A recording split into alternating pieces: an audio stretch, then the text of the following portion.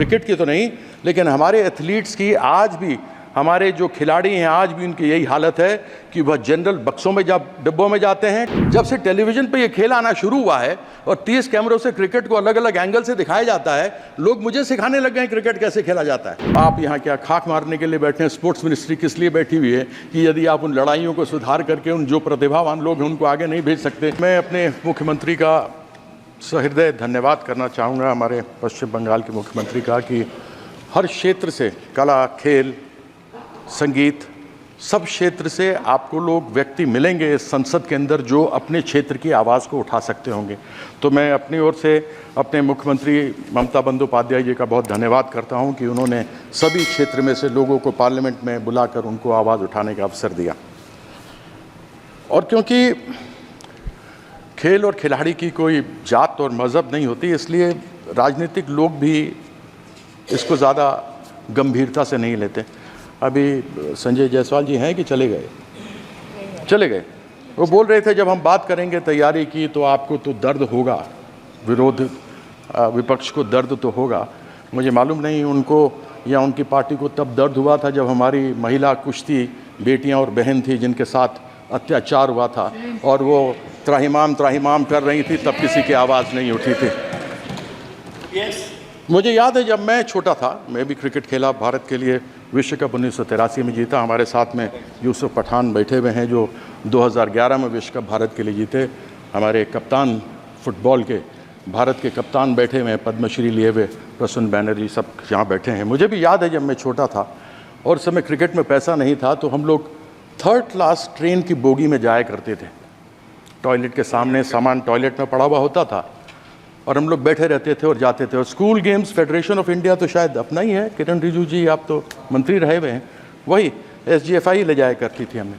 आज भी परिस्थिति सभापति महोदय वही है हमारे एथलीट्स की, क्रिकेट की तो नहीं, लेकिन हमारे एथलीट्स की आज भी, हमारे जो खिलाड़ी हैं आज भी उनकी यही हालत है कि वह जनरल बक्सों में जब डिब्बों में जाते हैं, टॉयलेट के सामने बैठते हैं, टॉयलेट में उनका सामान होता है। जब वो जाते हैं खेलने तो ऊबड़ खाबड़ मैदानों पर खेलते हैं, खाने के लिए ढंग से मिलता नहीं, डॉर्मेट्री में रहते हैं, टॉयलेट के सामने खाना बनता है। और यह मैं नहीं कहता हूं, यह टेलीविजन पे एक बार नहीं अनेकों बार देखा गया है। हम बात करते हैं हमारी प्रिपेयर्डनेस क्या है। अरे अगर आपको ओलंपिक्स की तैयारी की बात करनी है तो आपको 2028 की अभी करनी चाहिए, न कि जब आपकी टीम चली गई हो। ओलंपिक्स की तैयारी, खेल, लोग समझते हैं खेल ऐसा ही है। जब से टेलीविज़न पे ये खेल आना शुरू हुआ है और 30 कैमरों से क्रिकेट को अलग अलग एंगल से दिखाया जाता है, लोग मुझे सिखाने लग गए हैं क्रिकेट कैसे खेला जाता है। उनको मालूम नहीं कि जब थॉमसन 100 की स्पीड पर गेंद करता था, सुनील गावस्कर सामने होता था, या सचिन तेंदुलकर एक तरफ हो और ब्रेटली दूसरी तरफ हो, तो 0.42 सेकेंड्स गेंद को निकलने में, बल्लेबाज तक पहुंचने में, और 0.38 सेकंड्स बल्लेबाज को तय करने में कि मैं फ्रंट फुट पर जाऊं, बैक फुट पर जाऊं, हुक करूं, कट करूं, पुल करूं, क्या करूं। लेकिन लोग हमको सिखाते हैं, यानी ये बॉल छूटी और ये बैट्समैन के पास आई, ये समय है, बस इन 2 चुटकियों के बीच का खेल है। उसको संभवतः लोग समझेंगे नहीं, बहुत आसानी से लेते हैं कि हमारे प्रधानमंत्री जी ने किया। मुझे बड़ी खुशी है कि जब प्रधानमंत्री जी ने हमारी महिला कुश्ती लड़कियां जब आई थी तो उन्होंने उनका स्वागत किया था, सम्मान किया था, बड़ी प्रसन्नता भी थी जब उनके साथ वो खा रहे थे। लेकिन तब दुख हुआ था जब उन्होंने, उनके साथ अत्याचार हुआ था उन महिलाओं के साथ, तब उन्होंने मौन व्रत धारण करके रखा था।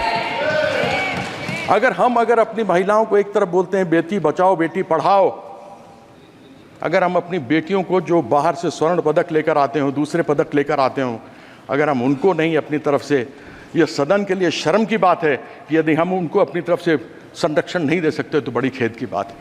आज बात करते हैं कि हमने नीरज चोपड़ा को भेजा। मैं ये जानना चाहता हूं कि जब तक नीरज चोपड़ा ने स्वर्ण पदक नहीं जीता था भाला फेंकने में, जावलिन में, तब तक उसके लिए सरकार ने क्या किया था। अभिनव बिंद्रा जिसने पहला स्वर्ण पदक जीता शूटिंग के अंदर, उसके पहले, शूटिंग के पहले जब किया था तो सरकार ने उसके लिए क्या किया था, या उसके एसोसिएशन फेडरेशन ने क्या किया था। मैं जानना चाहता हूं कर्नल मलेश्वरी जिसका नाम हटा दिया गया था टीम के ऊपर से, उस समय मैं पहली बार संसद 1999 में बनकर इस पार्लियामेंट में आया था, 2002 या 2004 की दो की बात है, जब उनको निकाल दिया गया था। जब वो वापस आई और उन्होंने उस समय कांस्य पदक जीता था तो बड़ी प्रसन्नता हुई थी, किसी ने नाम नहीं सुना था, उनको खूब अलग अलग उनको उपहार मिले थे। मैं ये जानना चाहता हूँ सरकार से कि ओलंपिक्स में, एशियन गेम्स में, वर्ल्ड चैंपियनशिप्स में भेजने से पहले आप उनके लिए क्या करते हैं? जीत के आने के बाद तो आप न जाने क्या क्या चीज़ उनको देते हैं जो मिलना भी चाहिए, लेकिन मैं ये जानना चाहता हूं कि एक अच्छा खिलाड़ी, एक अच्छा अभिनव बिंद्रा बनाने के लिए, एक नीरज चोपड़ा बनाने के लिए, एक पीवी सिंधु बनाने के लिए, एक साइना नेहवाल बनाने के लिए, एक साइना मिर्जा बनाने के लिए आपने सरकार क्या क्या करती है? ऐसा सरकार को यह जवाब देना चाहिए। कौन सी प्रिपेयर्डनेस? आज एक बार कोई व्यक्ति, कोई लड़का या लड़की, हमारे देश की बेटी या बेटा अच्छा करके बाहर से आता तो आप सब कुछ देने को तैयार हो जाते हैं, लेकिन कैसे वो अच्छा बनकर आगे बढ़े उसके लिए क्या करते हैं? साई में स्पोर्ट्स अथॉरिटी ऑफ इंडिया, भारतीय खेल प्राधिकरण, कहाँ है कोचेस, कहाँ है प्रशिक्षक? आज खेलो इंडिया आपने शुरू किया, बड़ी प्रसन्नता की बात है, जो भी आए वो खेल सकता है, लेकिन क्या जो भी आए खेल सकता है? उसमें से प्रतिभा एकलव्य की तलाश कौन करेगा? उसके लिए कोई व्यवस्था है क्या? उसकी व्यवस्था नहीं होती। उसकी व्यवस्था इसलिए नहीं होती क्योंकि यहाँ पर जितने जगह प्रशिक्षकों के, कोचेस के खाली पड़े हुए हैं, 70% से अधिक लोगों के जगह खाली पड़े हुए हैं प्रशिक्षकों के। मुझे याद है मैं नेशनल इंस्टीट्यूट ऑफ स्पोर्ट्स में जाता था, एक national institute of sports Patiala था जहाँ पर कोचेस तैयार किए जाते थे।